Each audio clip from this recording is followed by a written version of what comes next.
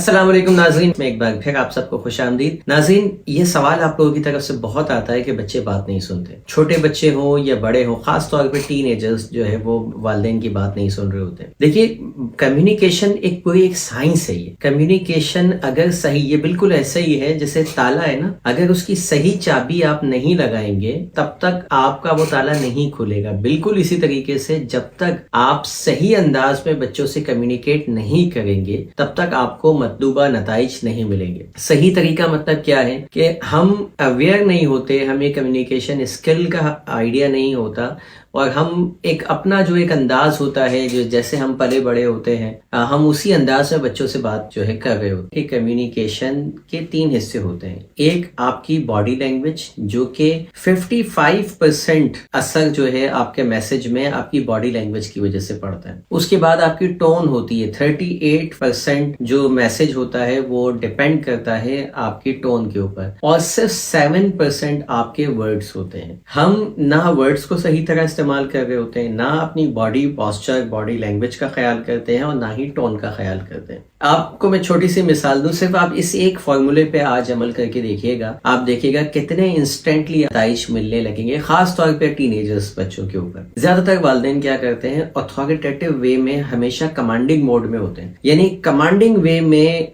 सवाल कर रहे होते हैं, इंस्ट्रक्शन दिए गए होते हैं, ये कीजिए, वो कीजिए, यहाँ चले जाइए, अब ये काम कर लीजिए, अब वो काम कर लीजिए। हम मुस्तकिल क्या कर रहे होते हैं, ऑर्डर दे रहे होते हैं। हमारा जो लाशऊर है ये ऑर्डर्स को पसंद नहीं करता। जब इसको ऑर्डर की फॉर्म में कोई इंस्ट्रक्शन मिलती है तो कॉन्शियस माइंड उसको रिजेक्ट करता है, अनकॉन्शियस माइंड तक डेटा जा ही नहीं पाता। ये आप अपने ऊपर रख के देख लीजिए कि जब आपको कोई ऑर्डर देता है ना तो आप रेजिस्ट करते हैं, और जब कोई आपको चॉइस देता है तो फिर आप उसको एक्सेप्ट करते हैं। चॉइस कैसे पैदा होती है कि जब आप ऑर्डर देने के बजाय, मिसाल के तौर पे आप मुझे पानी पिलाइए, ठीक है, ये एक ऑर्डर हो गया। इसी जुमले को मैं कहता हूँ, क्या आप मुझे पानी पिलाएंगे?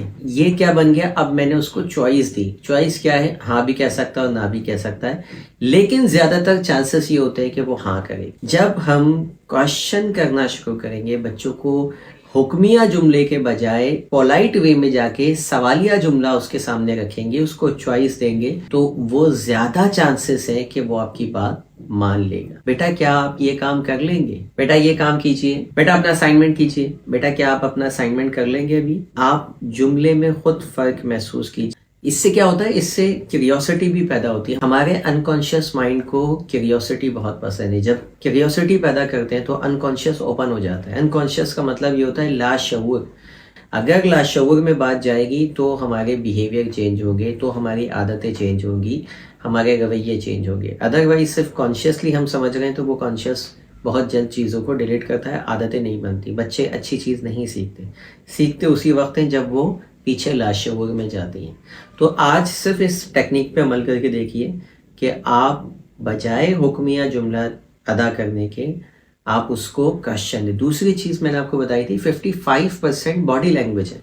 ज़्यादातर जुमले हमारे ऐसे होते हैं जिसमें हमारी बॉडी लैंग्वेज होती ही नहीं, हम कहीं दूर से आवाज़ें लगा रहे होते हैं, हम खुद मोबाइल में होते हैं, इंस्ट्रक्शन दे रहे होते हैं, बच्चा दूसरे कमरे में होता है, इंस्ट्रक्शन दे रहे होते हैं।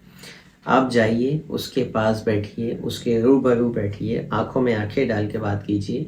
ये आपकी पूरी बॉडी लैंग्वेज उसके ऊपर असर डाले।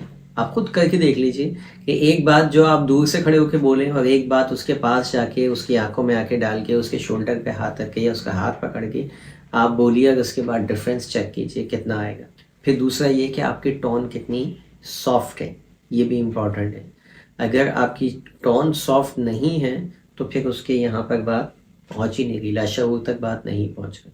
तो उम्मीद है ये 2-3 काम आप करेंगे और उसके बाद आप देखेंगे कितना ज़्यादा डिफरेंस आपको अपने बच्चों के अंदर, लेकिन इससे हमें बहुत ज़्यादा फ़ायदा हुआ। इसको अप्लाई करके देखिए। इंशाल्लाह मिलते हैं फिर किसी और वीडियो में। Thank you for watching. अल्लाह हाफिज़।